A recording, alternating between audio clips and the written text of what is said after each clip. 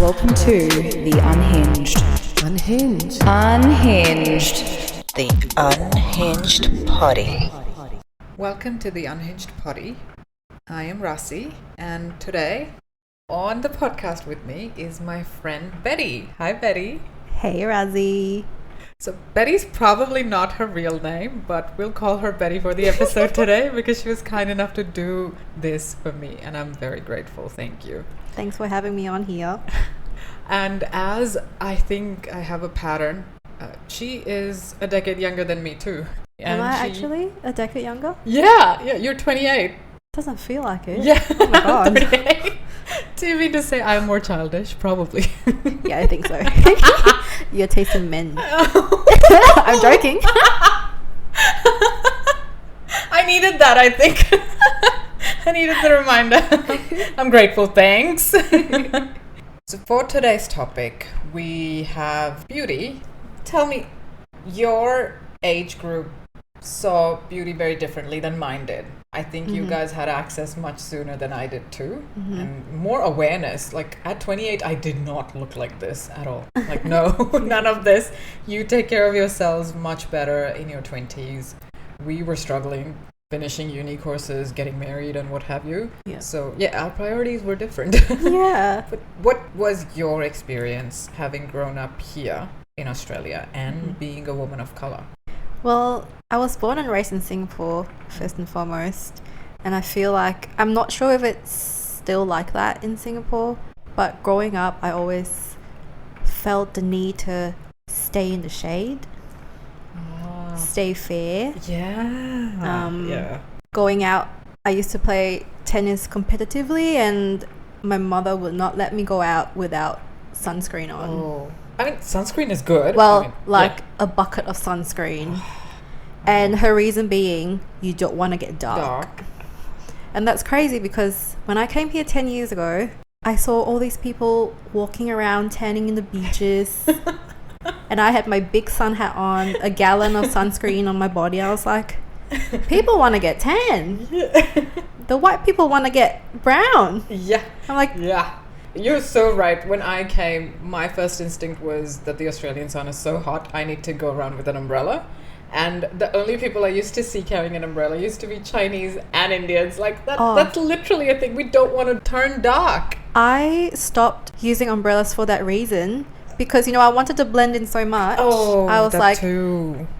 the sun is out. I really wanted to use an umbrella, but no one else except Chinese people were using it. So You don't want to stand out. no, exactly. The compulsive need for people on that side of the world to be fair, Oh yeah. and the way colorism is so rampant in places like India, it's just insane. And I had Yeah. actually almost forgotten that it's the same way in Chinese culture too. Absolutely, Like, yeah. don't you guys also have creams and stuff that would whiten the skin? I think they label it as brightening, Brightening, same. but not necessarily bleaching ingredients in there. But I think the message is still, Same-ish. brighter, whiter skin, cleaner looking skin. That's Yeah. what it is. I don't think I've ever seen tanned Chinese person. It's just not that common. It is more so now in Singapore. I think we're quite westernized, I must say. But Possible. the older generations, my mum, my grandma, my mum, it could be a super hot day in humid and sunny Singapore. You won't catch your dad without sunnies, a big hat, long sleeves, and long pants. I'm like, how are you surviving in this heat? She's like, I'm used to it and I want to be fair. Yes.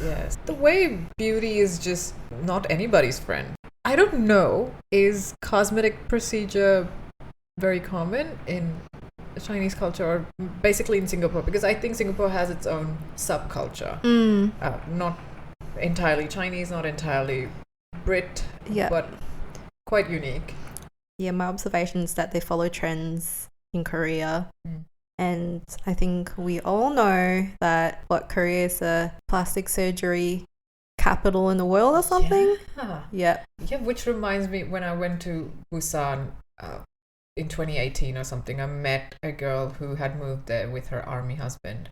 She was American, but she was blending with the locals and finding out all the fascinating aspects of the culture. And she said Busan has a whole street which is just all of the cosmetic surgeons in line. Wow. And apparently it is quite common for kids when they turn 16 to get a plastic surgery of some sort or a cosmetic procedure of some sort as a gift. When they turn 16, 17 or something. So they'll get the eyelid one done. Yeah. Nose job. Just a little bit of nip and tuck here and there to get the face snatched and everything. And that sounds wrong for a 16-year-old. Yeah. Like, what? Yeah, it's really sad. I mean, personally, since I was in my early teens, I feel like I've, not so much now because I'm more mature, but when I was younger, I couldn't wait to grow up and get plastic surgery. Oh. I remember someone in high school telling me, you would be so much prettier if you had a skinny nose. That's seared into my brain. Yep. And even now and then I think like about that. Yeah. But I'm thinking, I'm not good with pain. I think the recovery period is going to be really rough for me, and I also don't have that time to, take work off and rest and recover and not have a crazy swollen nose and bruised eyes from having surgery on my nose. But I do think about it. Oh. They put that insecurity in your head, isn't it? Yeah. One of my other friends also said the same thing, that I have the nose insecurity. I have a crooked nose, and every time I try and think about whether I want to fix it, and I'm like, what am I exactly fixing? And then somebody said, it's a sign of your ethnicity. Like, it's literally why we're kind of hating it in a way, isn't it? And that's sad because that's your identity in a way. And I love that you said that, because when my grandfather passed away, and so I have this little bump on the bridge of my nose, and sometimes when I look in the mirror I think about my grandpa because he had a bump on his nose. You would be surprised. That's exactly what my friend said too. He said, one of my grandparents passed away. My father looked at my face and said, you have their nose. And that's the moment when I stopped wanting to fix my nose, because he sees love. All I see is insecurity. Yeah. But when my father looks at my face, he sees somebody he dearly loves and now misses. Yes. How beautiful is that? It's Like, you so beautiful. carry the features of somebody before you, so it means something to the other person. It reminds them of something unique, but we have been taught to hate it and be insecure about it so much. Nose, I don't think anybody's ever happy with their nose. Gosh, this is just dumb. And it really ties in, social media, a lot. And the ski slope nose. What the hell even is that? Yeah, what? All noses are beautiful, but having tried to attain that so-called perfect nose, it's so damaging. Also, noses and ears tend to keep growing all your life. Yeah. How is that? I don't know. A lot of people have come out and said that this was all a bit difficult to navigate once you get the procedure done and everything, as is with any procedure. Yeah. And in the end, many people have raised this question, but if we did not have men in the world, would any of us girlies be getting any of these procedures? Would we care? Don't we tell each other all the time that you're pretty, and we mean it? Yeah. We find, like, if there's a row of 10 girls standing next to each other, you ask a boy, how many of them do you find pretty? He might say 2, 3. But if you ask a girl, she would say almost all of them. I find all of them pretty. Girls are loving. Exactly. So then this is not being done for the girls, for sure. This is being done for the boys. And no matter how much we want to justify it, saying that I want to do it because I feel confident. Confident before who? It's just so twisted, and it's sad. And it's being passed down to young girls, and that's the worst part. I think you and I, if we feel insecure one day, we can still rationalize, we can bounce it off of each other and talk each other down from the ledge to not do anything crazy or to not hate the features. But what about 16-year-olds? Yeah. Who is going to be able to get through to them when they're looking at all of the Kardashians of the world and thinking that that's norm? Like, you can just buy beauty. Like, you can fix anything you don't like. As long as you have the money for it. Yeah, but it's not fixing. You're just all looking like each other then. Like, how is anything unique? And I know there's a fine line. I mean, we get stuff done. I get all of the skin procedures done. Not wanting to age is not fun, but of course I have that insecurity too. And I wouldn't lie, I have been vain, but I think I'm more vain now that I'm single. And despite myself and how much ever I want to say, no, I'm doing this for me. No. Yeah. At least a part of it is for men, which I don't like admitting, but it's true. Yeah. However, I've said this before and I'll say it again. Your looks will get you social currency. Even girls will treat you better when you look a certain way and you present a certain way. 100%. Even when I'm going out with my partner, sometimes I just refuse to not wear makeup or not have my hair done because I'm like, oh, what if I run into one of his friends and they think I'm punching, that he's too good looking for me. I can't be caught like that. That certainly can't happen. I doubt that would ever be the case. I think you're gorgeous regardless. No. But I feel that I understand the pressure. And again, some stupid things just go in your brain and they just are seared in your memory. Somebody said if you're actually looking actively to find a partner or something like that, then every time you step out of the house, you have to be prepared. Oh, yes. Like you have to look, not your best, maybe don't be dressed to the nines and don't have a full beat on, but you need to be presentable. You cannot go out with no makeup looking like a hag, no hair done, no nothing. Like be presentable at least. And that is something that I kind of used to do when I was married. Yeah. But now I wouldn't be caught dead. No. Yeah. Nope. Even to get the mail downstairs, I'm like, no, I'll time it when I have to step outside the house, all made up anyway. And it's exhausting. The upkeep is exhausting. And the first thing I did do once I did get divorced was get a full body laser. Oh.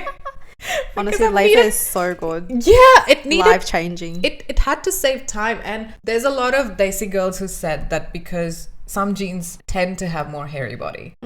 So a lot of the young girls got the lasers done when they were young, like when they were teens. Their parents got it done for them, and they are actually reaping the rewards because the way their bodies are now is perfect. Like it worked out for them. So that's amazing. Get those hair follicles earlier on. Absolutely, and it's worth every single cent spent. Only because I'm lighter skinned with dark hair, so that works out. And the next thing I started doing was get all of the skin peels and everything. Like, do not want to look my age. Even one bit, I do not want to. And despite explaining to myself that aging is a blessing, it's a privilege. I work in aged care. I understand that aging is not a given. Aging is a privilege. But every time it comes to beauty, I still feel insecure. So I started investing in that. And it's not cheap. None of it is cheap. Being able to eat healthy, use good products, to actually get the treatments done every now and then, all of it is a privilege. Absolutely. Genetically, you might be blessed, but it doesn't come easy. And whoever you come across and think like they're just so naturally beautiful, fuck no. None of us are naturally beautiful. It's not possible. We need to keep putting in work, and it shows. And to be looking presentable even at all times is not easy. Hair. Oh God. My God. I don't feel like myself when I don't have my hair done, which is crazy because I remember telling you a few months ago I had the worst haircut of my life. I cried for 3 days and I wouldn't have my hair down till fairly recently. Yes. Yeah. I personally thought it looked perfect, but okay. But I understand if you're not used to seeing it a certain way on you, then you start to not be happy about it. But all of it just is exhausting, and there are so many days when I'm like, I just want to give up. You can't, because I like the way I get treated. Yes, pretty privilege. Yeah, it's addicting, and it affects your confidence. It affects the way people will take you seriously or not. Absolutely. It's going to affect every interaction you have out in the open, in your professional life, personal life, social life, anywhere. Yeah. Is there anything that you wish you could stop doing? Like as a maintenance, because we do a lot of high maintenance shit to stay low maintenance. Gosh, sometimes when I get home late, I don't want to do that double cleanse. Oh my God. I don't want to put an oil cleanser and then use another cleanser to get rid of the residue from the oil cleanser. And then put a peeling acid on my face, and then a hydrating acid on my face, and then a moisturizer, and then a spot treatment. I just want to wash my face and go to bed. Like boys do. But in my head, I'm like, no, if I skip a step, I'm going to wake up with spotty skin. which is really sad. Which is probably, probably true. gonna happen. Yeah. If you were to skip that, Mm-hmm. then you would have to spend on getting regular peels done, Oh yeah. and you would be able to skip that. Mm. But the sheer compulsion and the care it takes to look after your skin, your body, your everything is beyond exhausting. Yeah, I don't have other word than exhausting. Even counting the steps, like, oh my god, I'm tired. Why do we have these many steps? I know. I feel like my partner could get away with hand soap on his face, I know. and he'll still have beautiful, amazing, poreless skin. I know. Like, they would have long lashes for what? I know. What? Why? Why? Why? Where are you going batting those eyelashes? Exactly. Nowhere. I also added getting nails done. Mm-hmm. And I shouldn't be saying this, but almost all the boys I've gone out with, they all noticed nails. I didn't even know boys notice nails. Oh yeah. Yeah.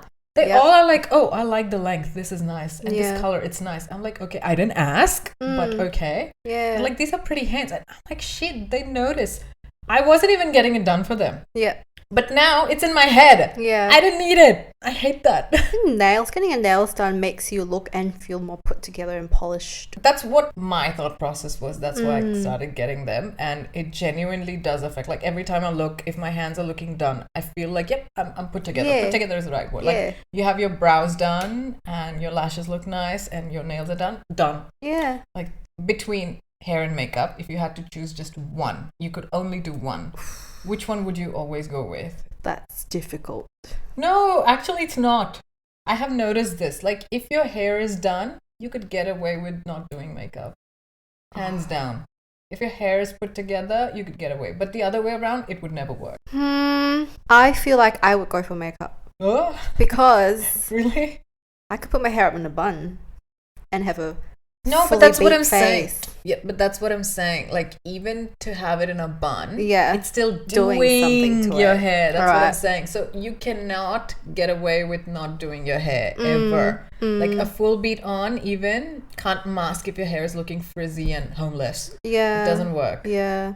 Although I never had my hair done until I got the Dyson Airwrap. Oh yeah. And this is not an ad. No. I fucking love it. I know. I used to just know. wear my hair natural like a crazy person.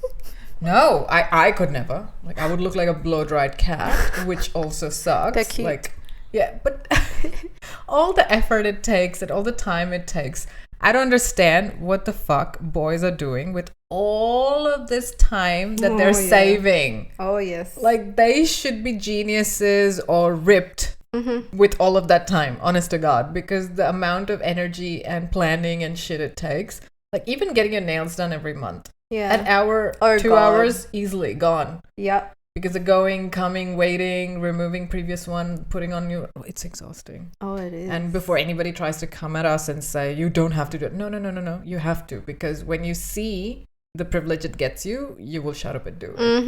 Mm-hmm. If you hadn't seen it and if you didn't care, fine. But I notice anytime anybody's manicure is nice and pretty and everything. Like, it's basic. What we do is basic. Yeah. It's not even too much. I don't even go for art or anything. It's literally basic. Yeah. But it still takes planning, timing, all of it.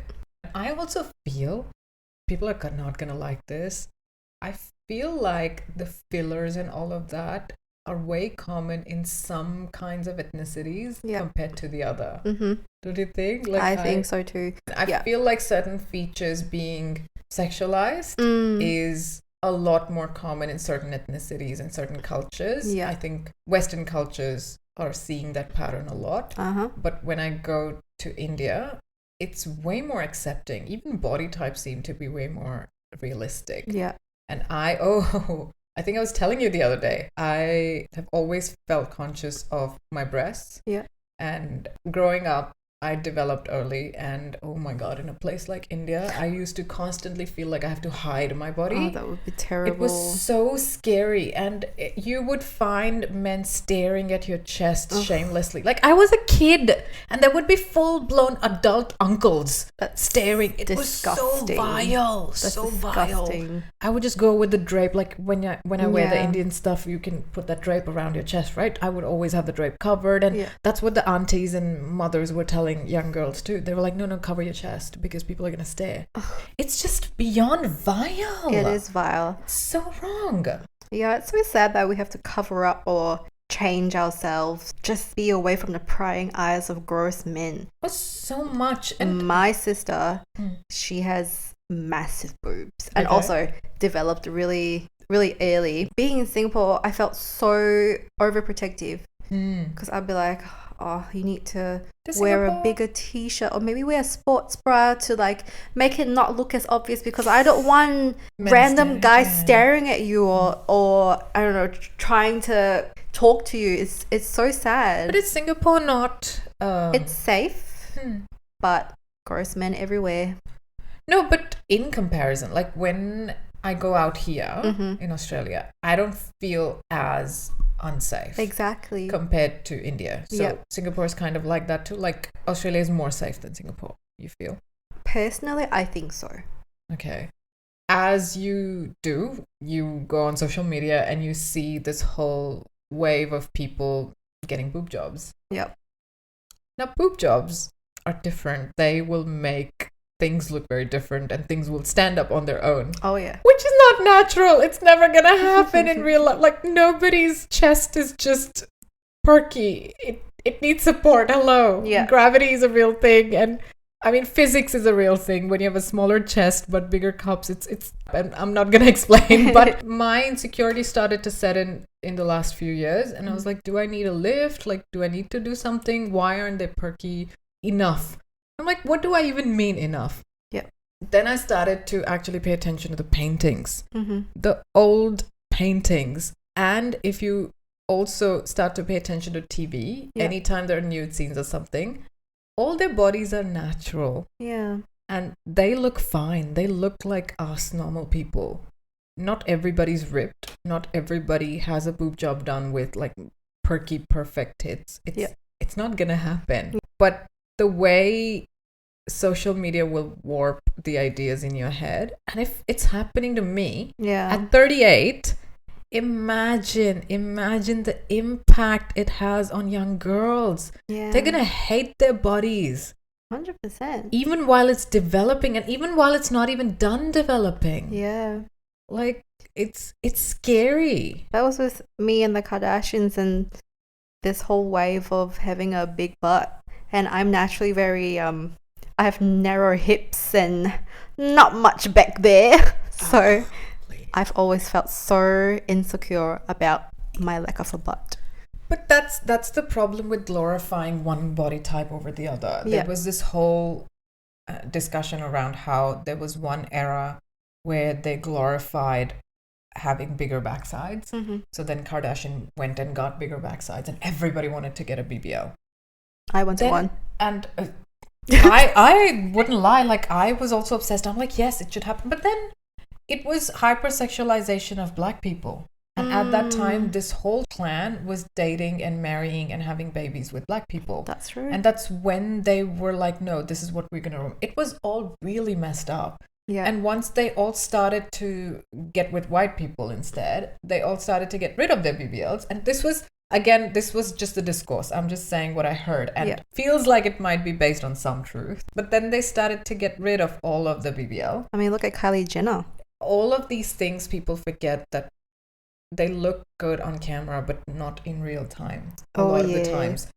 You have to remember that there's a privilege there. Like, if you had to get a BBL, bitch, do you have the support system to Yeah. even make it last and to maintain that whole shit? No! Yep. You don't have that privilege. You probably don't have the lifestyle that's going to support it either. And I even remember being at the beach and I was with a friend and she pointed out, oh, I think this person's had a BBL, and then you can see the marks, the scars from where the liposuction was. Correct. And it was lumpy, I'm sorry to say, but It looks unnatural, and anybody who thinks all of this is looking good, it looks good for 2 minutes, for sure. It's gonna bump your ego up through the roof, and all of that is great, but all of that comes with a price. I don't think anybody thinks this through as to how this procedure is being done. In all honesty, in isolation, if there were no men, are you gonna do it?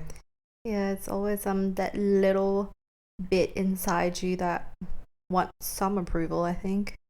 I'll give it this to men. They are all now flying to Turkey to get hair transplants. I love that for them. I love that for them too. Somebody said Turkish hairlines because they were all people sitting with like visible transplant hairlines. It was so hilarious. Why not? Because why not? Yeah, Yeah. men have that one issue that makes them insecure. Please, men, go and get it. Like, I'm all for it. Yeah. Please do.